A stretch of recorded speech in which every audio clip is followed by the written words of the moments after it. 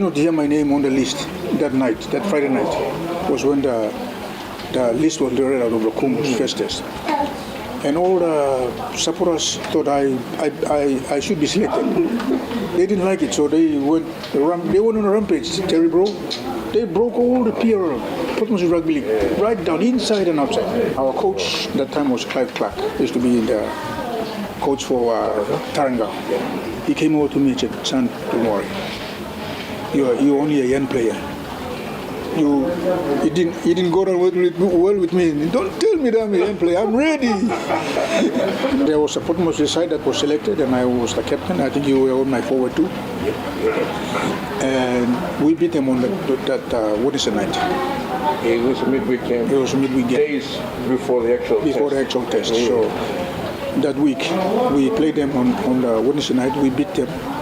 It was a historic win, eh? Yeah, our local team beating a national team. Exactly.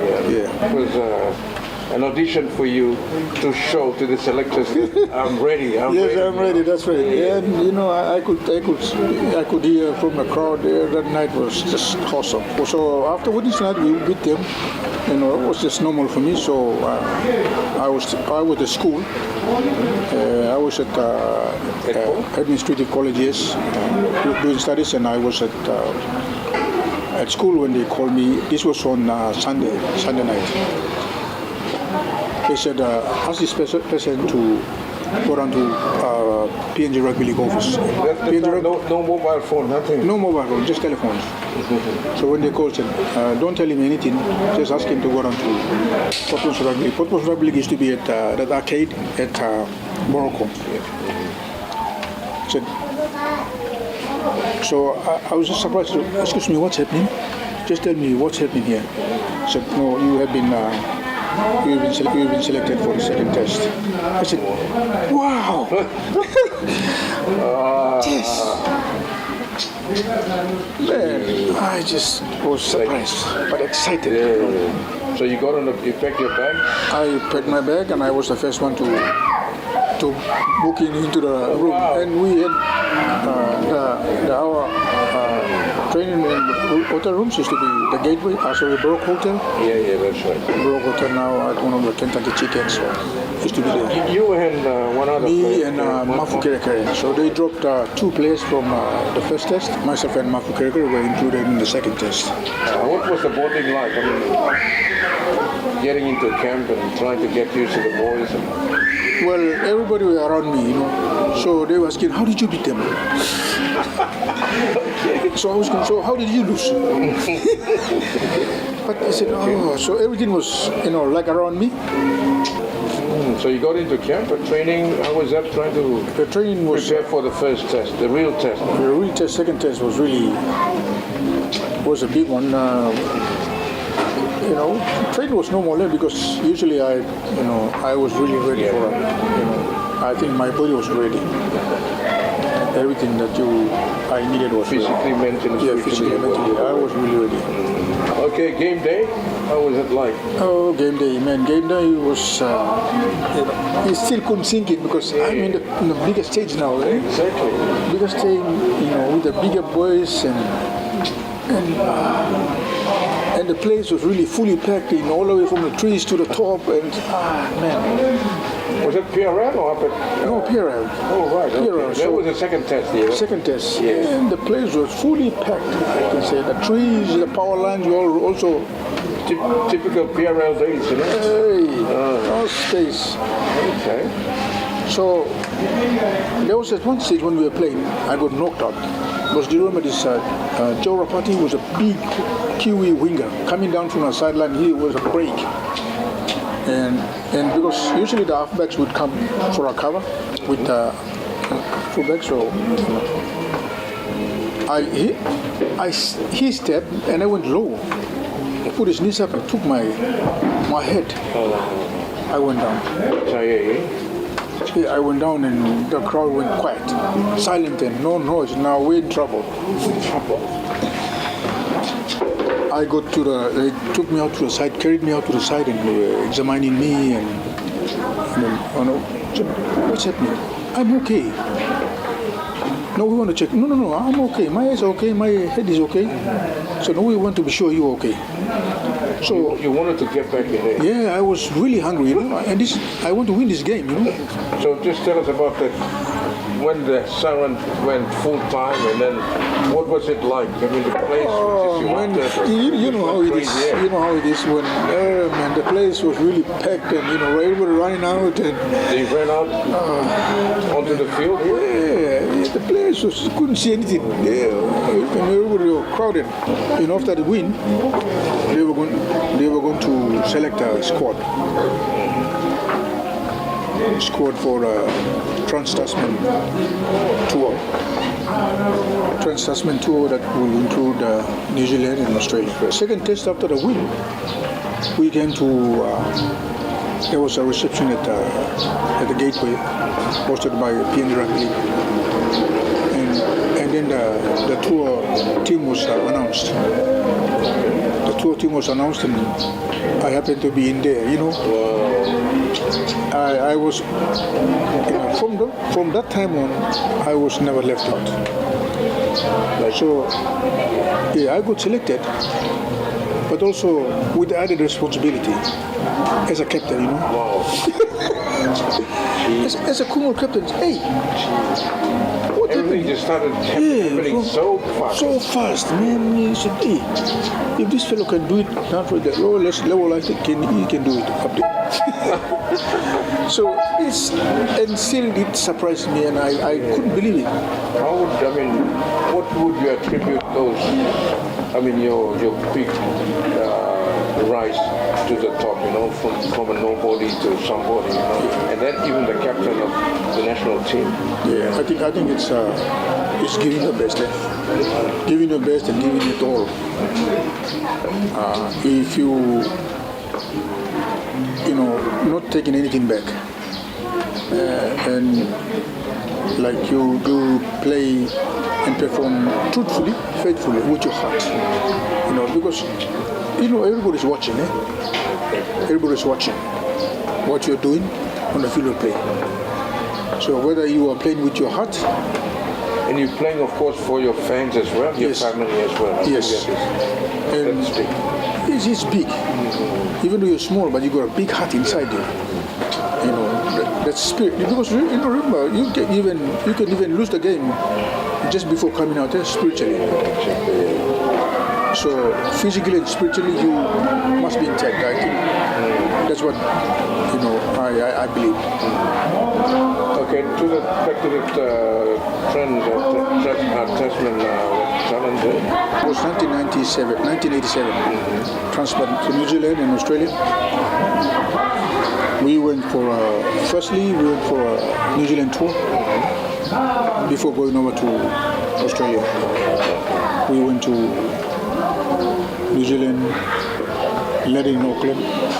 On the last leg of Trans-Tasman, I didn't play the second test against Kangaroos because I injured my collarbone. So unfortunately, I couldn't play the second test, the test of but in 1988, we did a Europe tour. Europe tour includes England and France. England and France, that was 1988. Was good. We started with England. England was pretty cold. It was close towards November. It was a very long tour, and some of us were. First time to. Yeah, and to experience. Yes, bro, and experience the cold. So after that European tour, you came back? I came back, and there was a bit of interest from Western Suburbs, Sydney. Mm-hmm. So they wanted a halfback for the next year season. So I was given a chance to go down to Sydney. I went down from here,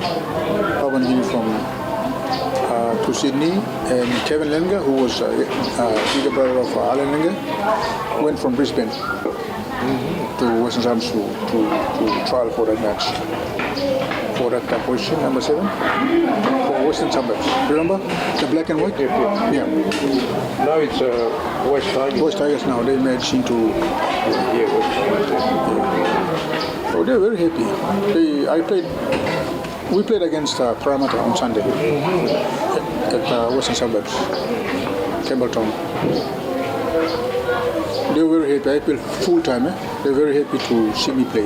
So they requested for me to stay back. They wanted to see me again. Remember, because excuse me. The teams in Sydney, because they want to games, they want to win games, and consistent performance is very important. You perform today, they have to make sure that you will perform next week and continue to perform. You don't want performance drops. You perform now and the next week you got it's got to be consistent because they want to win games. So they said they want to see me next week in case I am. Yeah. Okay. So they said they were really. Okay. So you stayed there for a bit? How long did you stay? I stayed there for 2 weeks. Okay. Yeah. And my manager, who was working for Guinea, didn't like it. Said, how could you see him the second time? Said, if you saw him, that's enough. He's a test player. So I said, I told him, said, this is not your business. It's their business. They're going to pay. So I listen to me. I'm your manager. We are going back to Sydney. If they want to, they will call him back again. So we went back to Sydney. Very upset. Could have my chance. Jenny, of all the test matches and some of the big games where you can play during the course of your career, what one or two that would really stand out when it's to play? The game I really can remember is the second test with Nigerian Qs. This was after Southern John beat the Qs, and carrying on with that one, we beat the second test in Port Moresby, and because that was a big highlight for me, because after winning the club, and winning the test match, that was just massive. What year did you announce your retirement at the club level or rep level? Early 1990s. Remember your last game? I can remember. That was, I finished off my game with the Enigi. But I think after that, Enigi did not continue to affiliate to Port Moresby. Yeah, that's right. Yeah, they moved out there. I'm not sure why, but one of the. So that's why you decided to quit? Or I quitted and I wanted to go into coaching. Yeah. I went to go into coaching, and at first I had a chance to coach Vipers, Port Moresby Vipers, and the current governor for West New Britain, Michael Maroon, was my. East New Britain? Yeah, East New Britain. Michael Maroon was my captain there, and was my hook. Was a good man. Okay. So different coaches have different ways of leading. For me, after going from the top, I established some sort of a discipline, and standards were very, very high. What would be something that has really made you the person you are, even after football, that you treasure today, that has helped you to continue life after football? Yeah, I think it's results that I deliver, and a lot of people tend to respect, and a lot of people tend to appreciate what I have done, the whole and obtain that. There's so much respect that I can see that people have for us. Through rugby. Yeah, through rugby. they still remember those days, and for what I've done, what we've done, and obviously we've set the benchmark, and I just thought that our boys will build on from there. Life after football, I know you have to move on. There's some changes. You have to readjust. And you're a good family man now, but also you've been involved with church work. And I think that is important as well, spiritually. How are you embracing that part of life? Yeah, so we sometimes we have to change for the better. They say I've changed from my let's say bad habits and naughty and silly habits to now I'm very much I left everything that of the world. I am now much more involved with my church programs and looking and building up the young people. And my involvement in the church is as far as looking after Sabbath school, we call them, or Sunday school, we call them. We're just teaching the young children, just to teach them, obviously physically and spiritually, so that they can grow up well. Tony, thank you very much. It's a pleasure to catch up again since that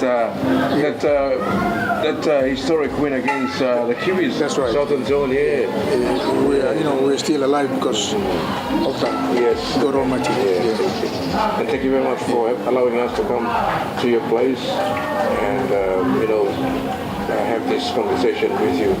I'm sure all your fans out there will know that you are still around, still active, but a different lifestyle. Thank you. Which is good. Thank you very much for your time. Thank you very much.